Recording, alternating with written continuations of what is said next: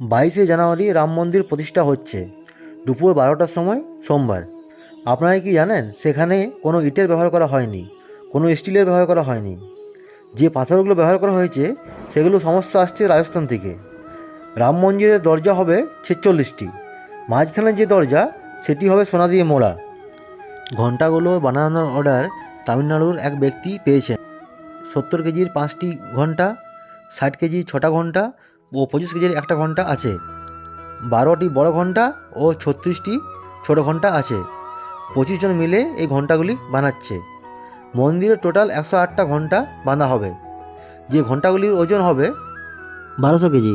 রাম মন্দিরে যে সীতারামের মূর্তি তৈরি করা হয়েছে ওই মূর্তিটি তৈরি করেছেন অরুণ যোগীরাজ, শিল্পীর বাড়ি কর্ণাটকে। রাম মন্দিরে পুরোহিত হবেন একজন পিএইচডি পড়ুয়া। 3000 প্রার্থীর মধ্যে 20 জনকে পুরোহিত হিসাবে শর্টলিস্ট করা হয়েছে, যার মধ্যে রামলালার পুজো করবেন মোহিত পান্ডে। একটি 108 ফুটের একটা ধূপকাঠি তৈরি করা হয়েছে, যার মধ্যে 300 কেজি গোবর ব্যবহার করা হয়েছে। যেদিন ওই ধূপকাঠিটা জ্বালানো হবে তারপর থেকে 45 দিন পর্যন্ত ধূপকাঠিটা জ্বলবে। যিনি এটা তৈরি করেছেন তার বাড়ি রাজস্থানে।